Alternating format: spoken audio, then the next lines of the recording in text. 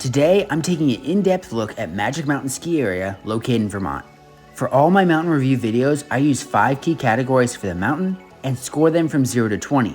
And at the end of the video, I'll add up all the scores to get a total score out of 100, which ultimately helps you decide if visiting this ski resort is right for you. All right, let's go.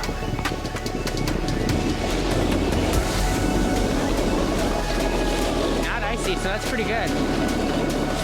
Oh, I love that one. First, let's take a look at the terrain offered at Magic Mountain.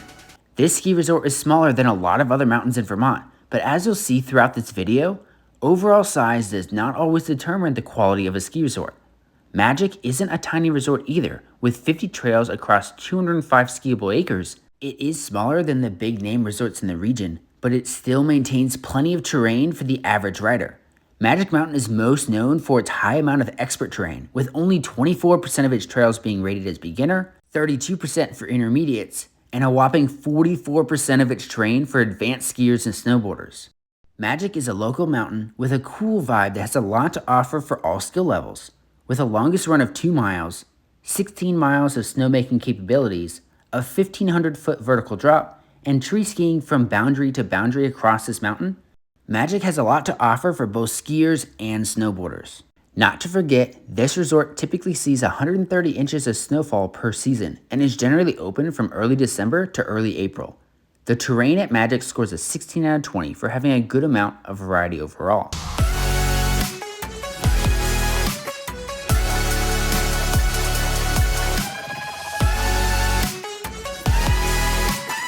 Next, let's look at the layout of Magic Mountain. There are 5 total lifts here, including 1 quad, 2 doubles, and 2 surface lifts.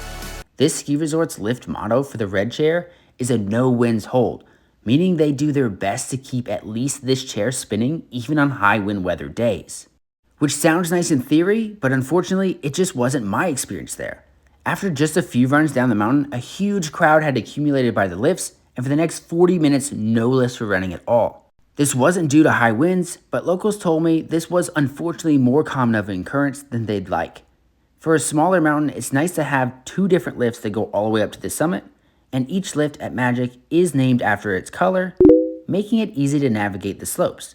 Mountain layout gets a 14 out of 20 for the lifts adequately serving the whole mountain terrain, but also easily becoming congested. And they can have some mandatory flat sections around the top as well that you gotta watch out for.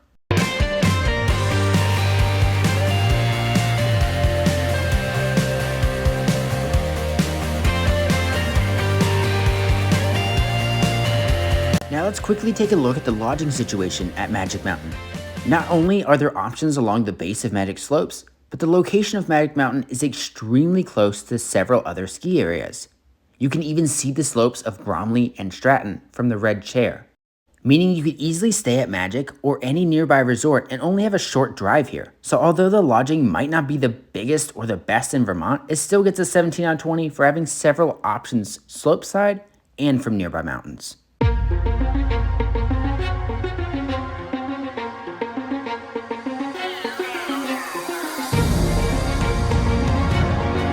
You've got to know by now that ski resorts can be expensive if you're not smart.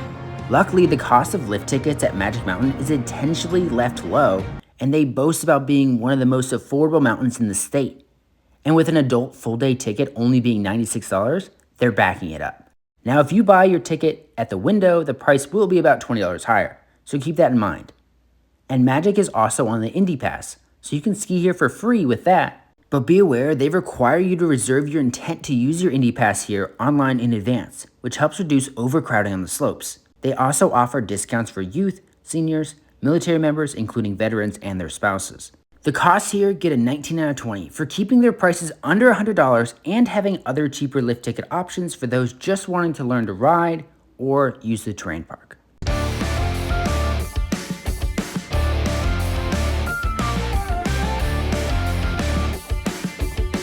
What makes Magic Mountain unique and stand out is it's truly a local mountain feel while also having tons of advanced terrain.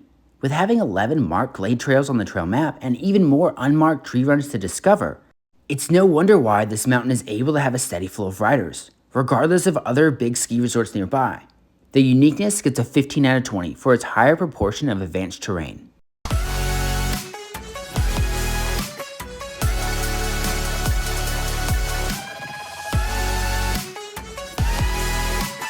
So after analyzing each category of this ski resort, Magic Mountain scores a 81 out of 100. What did you think of Magic's overall score?